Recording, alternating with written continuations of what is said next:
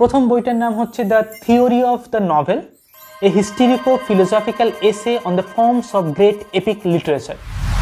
Hello, আজকের ভিডিওতে আমরা একটা বুক হল ভিডিও করব এটা। সো যেখানে আমি নতুন কতগুলো বই কিনেছি, যে বইগুলোকে আমি শেয়ার করব, যে প্রত্যেকটা বই কোন রাইটারের লেখা এবং তার আউটলাইন্সগুলো কী কী, মানে কী কী টপিকে লেখা, ব্রিফলি জাস্ট সেটাকে আমি ডিসকাস করবো যে এই বইটার বিষয়টা হচ্ছে এটা বা এটা এই টপিকে লেখা। এবং প্রত্যেকটা বই খুবই ইন্টারেস্টিং বই, খুবই ইউনিক কাইন্ড অফ বুকস, প্রত্যেকটা আলাদা আলাদা ডাইভার্স সাবজেক্ট থেকে, ডিফারেন্ট ফিল্ড থেকে নেওয়া হচ্ছে এই প্রত্যেকটা বইগুলোকে। তো আশা করি ভিডিওটা আপনারা সবাই খুব এনজয় করবেন এবং এই বইগুলোকে এক্সপ্লোর করার সুযোগ পাবেন। প্রথম বইটার নাম হচ্ছে the theory of the novel, a historico philosophical essay on the forms of great epic literature. Okay, এই বইটা হচ্ছে লেখা জর্জ লুকাস বলে একজন রাইটারের। এটা অত্যন্ত শর্ট বুক, খুব বেশি পেজের নয়, এটা জাস্ট 150 কাইন্ড অফ পেজ, 150 পৃষ্ঠার বই। এই বইটার টপিক কি? The theory of the novel, epic literature. Epic literature মানে সেই সমস্ত অনেক ভাস্ট, অনেক এপিক জাইগ্যান্টিক ফর্মের যে লিটারারি ফর্মগুলো হয়, সেগুলো সম্পর্কে এই বইটার মধ্যে এক্সপ্লেন করা হয়েছে। যেমন হোমারের লেখা ইলিয়াড ওডিসি ফর এক্সাম্পল, লিও টলস্টয়ের লেখা ওয়ার অ্যান্ড পিস বা আন্না কারেনিনা, যেমন ফ্রেঞ্চ রাইটার ভিক্টর হুগো, তার লেখা একটা বই আছে লাস মিজারেবল বলে। তো সেই সমস্ত যে অনেক ভাস্ট, অনেক লেন্দি যে বইগুলো এপিক লিটারেচার, সেই বইগুলো হিস্ট্রিতে কীভাবে ডেভেলপ হতে থেকেছে, চেঞ্জ হতে থেকেছে একের পর এক, তার ফর্মটা, তার মধ্যে যে ধরনের ছবি বা ইমেজেস বা ডেসক্রিপশন ইউজ করা হয়েছে, যে ধরনের রাইটিং স্টাইল বা ল্যাঙ্গুয়েজ ইউজ করা হয়েছে, সেখানে যে ধরনের ফিলোসফিক আইডিয়াকে ইউজ করা হয়েছে, সেই বইগুলো লেখার যে প্রসিডিওর রাইটারদের, তো সেই লেখার মধ্যে যে ধরনের জিনিসগুলো আছে এপিক লিটারেচার, তার ডেভেলপমেন্টটা কীভাবে হয়েছে, তার পরিবর্তনটা কীভাবে হয়েছে, এবং সেগুলো মধ্যেকার আন্ডারলাইন যে ফিলোসফিক আইডিয়া, সেগুলো সম্পর্কে এই বইটাতে আলোচনা করা হয়েছে। যারা উপন্যাস পড়তে অনেক বেশি ভালোবাসে বা অনেক বেশি উপন্যাস পড়াশুনো করেছে বা পড়াশুনো শুরু করতে চায় বা অল্প পড়েছে, তাদের জন্য এটা খুবই ইন্টারেস্টিং বই এবং খুবই ইউনিক কাইন্ড অফ রাইটিং। এই বইটা থেকে ইন্সপায়ার হয়ে বা এই বইটা থেকে অনেকটা অংশে হেল্প নিয়ে 2006 সালে নোবেল প্রাইজ উইনার ওরহান পামুক, উনি একটা বই লেখেন যেটার নাম হচ্ছে কি the naive and the sentimental novelist. তো ওই বইটা লেখার জন্য উনি 3টে বইয়ের হেল্প নেন। তার মধ্যে একটা ছিল হচ্ছে অ্যাসপেক্টস অফ নভেল, EM ফস্টারের লেখা, আর একটা ছিল I think German writer Friedrich সিচেলের লেখা the naive and the sentimental poet বলে। আর একটা বই ছিল, সেটা হচ্ছে এই যে the theory of the novel, George লুকাসের লেখা। ওকে, নেক্সট বই হচ্ছে waiting for Godot, tragicomedy in 2 acts, Samuel বেকেটের লেখা। এই বইটা সম্পর্কে সবাই জানে, যারা ইংলিশ লিটারেচার নিয়ে পড়াশোনা করছে বা ইংলিশ কন্টেম্পোরারি লিটারেচার নিয়ে পড়ছে, তারা সবাই। স্যামুয়েল বেকেটের লেখা হচ্ছে ওয়েটিং ফর গোডট। এটা কি, এটা একটা ট্র্যাজেডি অ্যান্ড কমেডি, দুটো ক্যারেক্টার যারা ওয়েট করছে একটা জায়গাতে। কার জন্য না? গোডটকে, সে একজন মানুষ হতে পারে, সে অন্য একটা জিনিস হতে পারে, সেটা কি জানা যাচ্ছে না এখন। তো সেই গোডটের জন্য দুজন ওয়েট করছে। একজনের নাম হচ্ছে ভ্লাদিমির, আছে ইস্ট্রাগন, ভ্লাদিমির আর ইস্ট্রাগন দুজনা। তারপর তারা দুজনে কনভারসেশন করছে বিভিন্ন বিষয় নিয়ে, পোয়েট্রি, ল্যাঙ্গুয়েজ, এক্সপ্রেশন করার যে ক্যাপাসিটি বা এক্সপ্রেশন কীভাবে করতে হয়, এছাড়া হচ্ছে ড্রিমস্কেপ, এই ধরনের বিষয়গুলো সেই কনভারসেশনের মধ্যে উঠে আসছে। এই বইটার রাইটিং স্টাইলটা একটু অন্য রকমের, যেখানে পুরো উপন্যাসটা একটা কনভারসেশনের ফর্মে লেখা হয়েছে, দুজনের মধ্যে কনভারসেশন হচ্ছে। Okay, so this is very unique kind of writing, অনেক postmodern kind of writing. তো this is very interesting book. আচ্ছা, এরপর হচ্ছে আমাদের কাছে আছে সিগমন্ড ফ্রয়েডের লেখা the ego and the id and the other works. এটা হচ্ছে স্ট্যান্ডার্ড এডিশন, ভিন্টেজ ক্লাসিকের standard edition, complete works of Sigmund Freud. Sigmund Freud একজন সাইকোঅ্যানালিসিস ছিলেন। উনি 20th সেঞ্চুরির সবথেকে গ্রেট সাইকোলজিস্ট বা সাইকোঅ্যানালিসিসদের মধ্যে একজন, যিনি সিঙ্গেল হ্যান্ডেডলি সাইকোঅ্যানালিসিস একটা আলাদা ফিল্ড অফ স্টাডি তৈরি করেন। ওকে, যেটা পরবর্তীকালে জিউং, DW উইনিকট, BF স্কিনার এবং ল্যাকান এরা সবাই ফলো করে। ওকে, তো ফ্রয়েড হচ্ছে খুবই, হি ওয়াজ কন্ট্রোভার্সিয়াল এবং ওনার 2বার নোবেল প্রাইজের জন্য ওনাকে নমিনেট করা হয়েছিল, কিন্তু 2বারই রিজেক্ট করা হয়। ওকে, এবং আনফর্চুনেটলি খুবই বাজেভাবে রিজেক্ট করা হয়েছিল কে না, খুবই পপুলার অ্যালবার্ট আইনস্টাইন। উনি একজন সায়েন্টিস্টদের মধ্যে সেই সময় সবথেকে বেশি প্রভাবশালী এবং সবথেকে বেশি পায়োনিয়ার, খুবই গ্রেট একজন সায়েন্টিস্ট হিসেবে রেকগনিশন পেয়েছে। কারণ আইনস্টাইন বলেছিল যে যদি ফ্রয়েডকে নোবেল প্রাইজ দেওয়া হয়, তাহলে তার যারা ফলোয়ার্স আছে তারা অনেক বেশি কি বলবো, অনেক বেশি অ্যাগ্রেসিভ এবং ফ্রয়েডিয়ান থিওরিগুলো অনেক বেশি কন্ট্রোভার্সিয়াল ছিল সেই সময়। তো যার ফলে তাকে নোবেল প্রাইজ দেওয়া যাবে না। নোবেল প্রাইজ দিলে তার ফলোয়ার্সদেরকে, যারা ফ্রয়েডিয়ান থিসিসগুলোকে অ্যাপ্লাই করছে বা সেইগুলোকে তারা প্র্যাকটিস করছে ক্লিনিক্যালি মেডিকেল সায়েন্সে, তাদেরকে একটা বেশি মানে স্পেস দেওয়া হচ্ছে সোসাইটিতে। তো সেটার ফলে অনেক বাজে কিছু হতে পারে, যদিও সেটা মোটেই ঠিক ছিল না আমার মতে। এখন তো অবভিয়াসলি আজকের দিনে ওকে। তো যাই হোক, একবার উনি নোবেল প্রাইজের জন্য নমিনেট হয়েছিল লিটারেচারে, আর একবার হয়েছিল মেডিকেল সায়েন্সে। দুটো ডিফারেন্ট ফিল্ড, মেডিকেল সায়েন্স এবং লিটারেচার, দু জায়গাতে উনি নোবেল প্রাইজের জন্য নমিনেট হয়। তো যাই হোক, ফ্রয়েডের টোটাল 24টা বই আছে এই স্ট্যান্ডার্ড এডিশনে, complete works of Sigmund Freud. তার মধ্যে এটা হচ্ছে 19 নম্বর ভলিউম, যেখানে ইগো আইডি এবং superego and other works নিয়ে বইটা লেখা। তো this is a very interesting book. এর আগে ফ্রয়েডের আমি একটাই বই পড়েছি, সেটা হচ্ছে ইন্টারপ্রিটেশন অফ ড্রিমস, যেটা সমস্ত ফ্রয়েডিয়ান রাইটিংয়ের মধ্যে সবথেকে মেজর মানে মোস্ট ইম্পর্টেন্ট রাইটিং। এছাড়া আরও অনেক রাইটিং আছে যেগুলো খুব ইম্পর্টেন্ট, যেমন সিভিলাইজেশন অ্যান্ড ডিসকোর্স বলে একটা ইম্পর্টেন্ট রাইটিং আছে ফ্রয়েডের। ওকে, প্লেজার প্রিন্সিপাল আছে। ওকে, ইগো আইডি যে এই বইটা, এগুলো খুব ইন্টারেস্টিং এবং খুব ইম্পর্টেন্ট রাইটিং। ফ্রয়েডের পুরো ইউনিভার্সটা বা ফ্রয়েডের সমস্ত সাইকোঅ্যানালিটিক পয়েন্ট অফ ভিউটা বোঝার জন্য এগুলো খুব ইন্টারেস্টিং বই। ওকে, তো যদি আপনার সাইকোঅ্যানালিসিস সম্পর্কে বা সাইকোলজি সম্পর্কে খুব ইন্টারেস্ট থাকে, তাহলে আপনি ফ্রয়েডের লেখা পড়তে পারেন, এই বইটা থেকেও শুরু করতে পারেন। ওকে, আচ্ছা, এরপর হচ্ছে আমাদের কাছে আছে জিউংয়ের লেখা 4 আর্কিটাইপস। ওকে, থিওরি অফ আর্কিটাইপস। এই বইটা হচ্ছে কোন পাবলিকেশন, রোটুলেজ বলে একটা সামথিং পাবলিকেশনের বই। তো সে শর্ট বুক, খুব একটা বড় নয়, almost 200 page, 180 page kind of writing বইটা। নাও জিউং হচ্ছে একজন সাইকোঅ্যানালিস্ট। ফ্রয়েড আর জিউং অ্যাকচুয়ালি একসঙ্গে কাজ করছিল, কিন্তু এবং দুজনে খুব কোলাবোরেশনের সঙ্গে কাজ করছিল। বাট একটা সময় পরে গিয়ে দুজনের ফ্রেন্ডশিপে একটু জাস্ট মানে একটা স্ক্র্যাচ টাইপ অফ আসে। তারপরের থেকে জিউং ফ্রয়েডের থেকে আলাদা হয়ে যায়। জিউং নিজের মতো একটা থিওরি সাইকোঅ্যানালিটিক স্কুল ডেভেলপ করে, এবং জিউং নতুন একটা টার্ম ইউজ করে যে অ্যানালিটিক্যাল সাইকোলজি, যেখানে জিউং তার সমস্ত থিওরিগুলোকে দেয়। ওকে, তো জিউংয়ের সঙ্গে ফ্রয়েডের এই ক্র্যাকটা তৈরি হয়েছিল কারণ কিছু ডিসএগ্রিমেন্ট ছিল। ফ্রয়েডের মতে আমাদের আনকনসিয়াস শুধুমাত্র অনেকগুলো উইশেসের দ্বারা থাকে, মানে অনেক ইচ্ছা। আনকনসিয়াসে শুধুমাত্র আমাদের ইচ্ছা, আনফুলফিল ডিজায়ারগুলো থাকে, লিবিডো বা সেক্সুয়াল ডিজায়ারগুলো থাকে।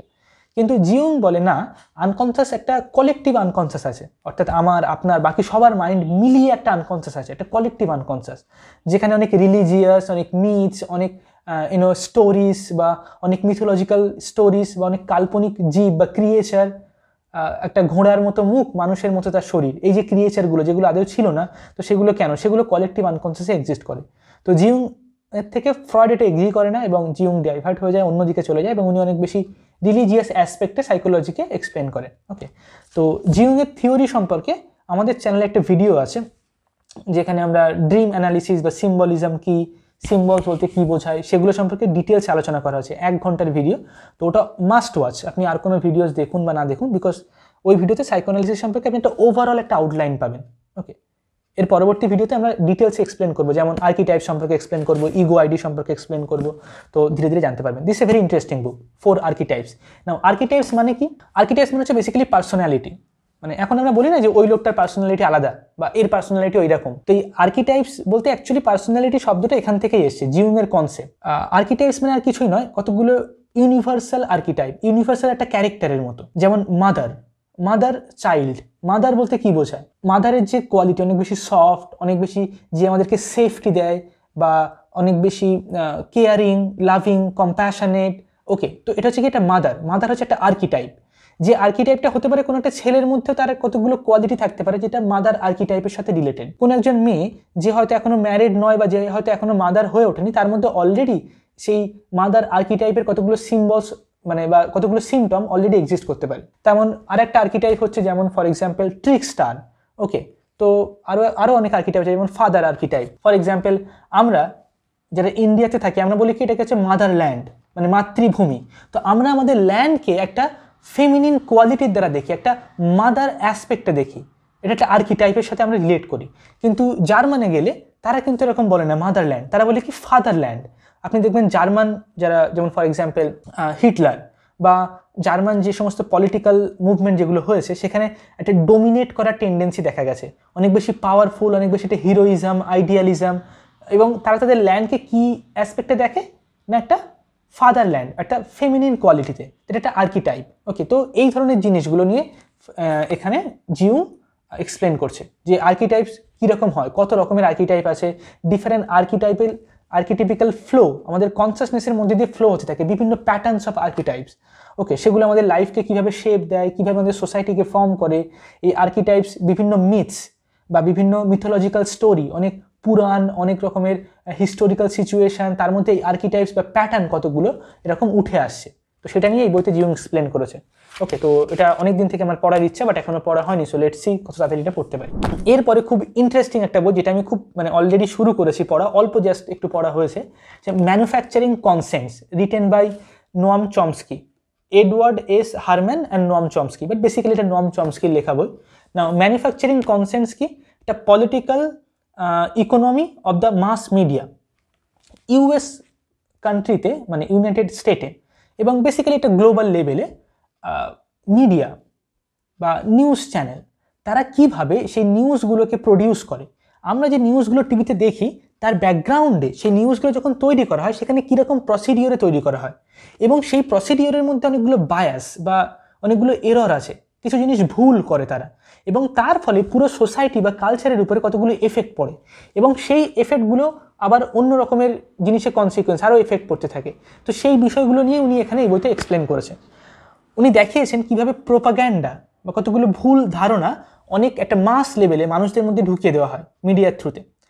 এমনটা নয় যে সব মিডিয়ায় সবসময় এরকম করে, বাট বেশিরভাগ মিডিয়া জিনিসটা এক্সিস্টই করে এই প্রসিডিওরের থ্রুতে। অনেকগুলো ঘটনা ঘটছে, মার্ডার, ক্রাইম বা অনেকগুলো নিউজ যেগুলো প্রতিদিন ঘটছে, তার মধ্যে থেকে একটা মিডিয়া হাউস কোন নিউজটাকে সিলেক্ট করে সেটা টিভিতে দেখানোর জন্য, কোন কোন নিউজগুলোকে সে সিলেক্ট করছে, সেই সিলেকশনের মধ্যে তাদের কতগুলো বায়াস থেকে যাচ্ছে। একটাকে দেখানো হবে, একটাকে দেখানো হবে না, বা তাকে তো নির্দিষ্ট সময় আছে, সবসময় তো সে দেখাতে পারবে না, সব কিছু তো সে বলতে পারবে না। এবং সেই নিউজগুলোকে সিলেক্ট করার পর সেগুলোকে কীভাবে ন্যারেট করা হয়, তার মধ্যে যে ল্যাঙ্গুয়েজগুলো ইউজ করা হয়, যে ধরনের কথা সেখানে বলা হয়, ভাষা বা ল্যাঙ্গুয়েজ, যে ধরনের ছবি বা যে ধরনের এভিডেন্স সেখানে রিপ্রেজেন্ট করা হয়, মিডিয়াকে সবসময় সেই জিনিসগুলো কি, সেই প্রসিডিওরটা কি, তার মধ্যে থেকে কিভাবে সমাজ শেপ হচ্ছে। যেখানে আমরা ভাবি মিডিয়া হাউসটা একটা সেপারেটেড বিষয়, ডেমোক্রেসি বা ফর এক্সাম্পল পলিটিক্স, ইকোনমি, আমাদের সোশ্যাল ভ্যালুস, তার থেকে মিডিয়া একটা আলাদা একটা অথরিটি, যার কাজ হচ্ছে কি সবসময় বিভিন্ন সোশ্যাল ট্রুথকে আমাদের সামনে তুলে ধরা, যেটা এক্স্যাক্টলি ট্রু সেটাকে আমাদের সামনে তুলে ধরা। কিন্তু সেই ট্রুথ তুলে ধরার মাধ্যমে অনেকগুলো প্রোপাগ্যান্ডা উঠে আসে আমাদের সামনে, এবং সেই প্রোপাগ্যান্ডার ফলে সোসাইটিতে অনেক প্রভাব পড়ে। তো সেই বিষয়গুলো সম্পর্কে ডিটেল রিসার্চ উনি এখানে করেছেন।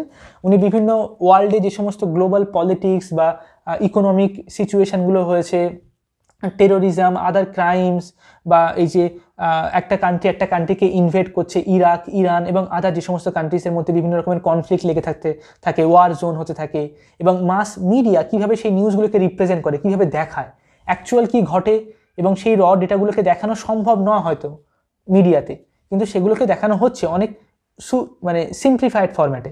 সেগুলো নিয়ে উনি ডিটেলসে রিসার্চ করে এবং দেখায় যে ল্যাঙ্গুয়েজ বা মাস মিডিয়া কীভাবে আমাদের সোসাইটিকে শেপ করে। ওকে, এটা খুবই ইম্পর্টেন্ট একটা বই, it's a fundamental writing. Noam Chomsky হচ্ছে 20th সেঞ্চুরির one of the most great scholar, এবং আপনি ইউটিউবে সার্চ করলে চমস্কির অনেকগুলো ভিডিও চলে আসবে। ওকে, এখন 97, 6 এরকম এজ, অনেক এজেড পারসন এখন, এবং he is one of the most great scholar of 20th century. Noam Chomsky এবং আরেকজন রাইটার যার বই আমি রিসেন্টলি লাস্ট পড়েছি সেটা হচ্ছে স্ল্যাভয় জিজেক। এরা দুজনা হচ্ছে দুজনা ডাইভার্ট। নোয়াম চমস্কি বিলিভ করে যে সাবজেক্ট ইজ কন্ডিশন। আমরা হিউম্যান বিংরা আমাদের জ্ঞানের জন্য যতটা স্কোপ, আমরা যা কিছু জানতে পারি জীবন সম্পর্কে, সমাজ সম্পর্কে, সেটা একটা এক্সটেন্ট পর্যন্তই, তার একটা সীমা আছে, একটা লিমিটেশন আছে। তো আমাদের মধ্যে একটা কন্ডিশন আছে, আমরা ইনফিনিট নই। এটা হচ্ছে চমস্কি বিলিভ করে অ্যাজ এ সাবজেক্ট। ওকে, যেটা হচ্ছে কান্টিয়ান বিলিভ। জিজেক অন্যদিকে বিলিভ করে কি, যে না, আমরা হচ্ছে ইনফিনিট, আমরা হচ্ছে অ্যাবসলিউট সাবজেক্ট। চমস্কি আর জিজেকের মধ্যে যে ডিফারেন্সটা সেটা আমরা বুঝতে পারি কান্ট আর হেগেল আর কান্ট এবং ডেভিড হিউম, জার্মান ফিলোসফার, তাদেরকে ফলো করে কে চমস্কি, বার্টন রাসেল। অন্যদিকে হেগেল, ল্যাকান, এদেরকে ফলো করে কে জিজেক। ওকে, তো যে মনে করে আমরা হচ্ছে অ্যাজ এ সাবজেক্ট অ্যাবসলিউট। ওকে, তো this is a very interesting, দুজনের ওয়ার্ল্ড ভিউটা আলাদা। জিজেক চমস্কিকে রেসপেক্ট করে, কিন্তু জিজেক অনেক বেশি কন্ট্রোভার্সিয়াল একজন ক্যারেক্টার, আর যেখানে চমস্কি জিজেককে কমপ্লিটলি রিজেক্ট করে দেয়। চমস্কি অনেক কাম, একটু পিসফুল, জিজেক সবসময় অনেক বেশি এক্সাইটেড থাকে। জিজেকের লজিক মানে একটা লাইক এক্সট্রিম কাইন্ড অফ, মানে like too much abstract. Chomsky is also too much abstract. Okay, so এই দুজন রাইটার, দুজন ডাইভার্স রাইটার, দুজনের ডিরেকশনটা আলাদা, যদিও দুজনে আলাদা ফিল্ড থেকে উঠে আসে। যেমন জিজেক হচ্ছে সাইকো অ্যানালিসিস, ফিলোসফি, ওকে, এই ধরনের বিষয়, পলিটিক্স, যেখানে চমস্কি হচ্ছে বেসিক্যালি ল্যাঙ্গুয়েজ, পলিটিক্স এবং লজিক, গ্রামার, এই ধরনের বিষয় নিয়ে উনি ডিসকাস করেন। ওকে, সো এই হচ্ছে আমাদের বই। নতুন আমি যেগুলো কিনেছি তার মধ্যে, তো অলরেডি এই বইটা আমি পড়া শুরু করেছি। আমি দেখতে চাই যে জিজেক আর চমস্কির মধ্যে কার লজিক্যাল রিজনিংগুলো বা কার চিন্তাভাবনাটা বেশি গ্রেট, বা কোনটা ফিউচারে অ্যাকচুয়ালি বেশি দিন সার্ভাইভ করবে। ওকে, একজন হচ্ছে, ইনি হচ্ছে জিজেক হচ্ছে কন্টিনেন্টাল ফিলোসফার, আইডিয়ালিস্ট ফিলোসফার, যেখানে চমস্কি হচ্ছে একজন অ্যানালিটিক্যাল ফিলোসফার। ওকে, বার্টন রাসেলকে ফলো করে চমস্কি। সো এই 5-6টা বইয়ের মধ্যে কোন বইটা আপনার বেশি ইন্টারেস্টিং মনে হলো সেটার নাম আপনি লিখে জানান নিচে। এটাকে আমি বাদ দিয়ে দিই। একটা হচ্ছে the theory of novel, George লুকাসের লেখা, যেখানে নভেল উপন্যাস নিয়ে আলোচনা করা হচ্ছে। ওয়েটিং ফর গডট, যেটা ট্র্যাজি কমেডি, মানে একটু কমেডি এবং ট্র্যাজেডি মিক্সড। সিগমন্ড ফ্রয়েডের লেখা সাইকো অ্যানালিসিস নিয়ে, ইগো, আইডি, সুপার ইগো। এবং ম্যানুফ্যাকচারিং কনসেন্স, নর্ম চমস্কি। আর last archetypes by Carl Gustav Jung. আপনার কাছে হচ্ছে কমেন্ট সেকশনে লিখে জানানো যে এই বইগুলোর মধ্যে কোন বইটা আপনার বেশি ইন্টারেস্টিং লেগেছে, বা এগুলোর মধ্যে কোন বইটা আপনি পড়তে চান, বা কোন বইটা সম্পর্কে আমি নেক্সট ভিডিওটা বানালে আপনি খুশি হবেন। ওকে, তো জাস্ট সেই বইয়ের নামটা আপনি লিখে জানাবেন কমেন্ট সেকশনে। ওকে, আজকের জন্য এতটুকুই, নেক্সট ভিডিওতে আবার দেখা হবে। বাই।